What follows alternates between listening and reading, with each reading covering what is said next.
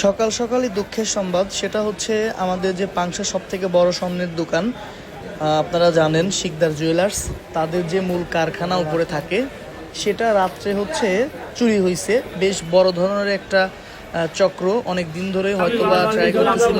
তো আজকে কিন্তু রাত্রে তাদের সামনে দেখাবো চুরি হয়েছে কিভাবে কিভাবে ভাঙছে, ভিতরে ঢুকছে। এটা খুবই দুঃখজনক। আর প্রশাসনও কিন্তু আসছে এখানে, তো আশা করি প্রশাসন এটা তদন্ত করবে, আর যারা এই চক্রের সাথে জড়িত তাদেরকে ধরা হবে। এই জানালা কিন্তু ভেঙে ভিতরে ঢুকছে চোর। আমি যদি একটু দেখাই আপনাদেরকে, এটা হচ্ছে তাদের কারখানা উপরে 3 তলাতে। আর কারখানার ভিতরের প্রত্যেকটা ড্রয়ার থেকে কিন্তু স্বর্ণ চুরি হয়েছে। আর ওনাদের ড্রয়ারে ভালো পরিমাণের একটা স্বর্ণ থাকে, সেটা অ্যাকচুয়ালি এখনো বলা যাচ্ছে না, সেটাও তথ্য দেওয়া হবে, আন্দাজে বলা যাবে না।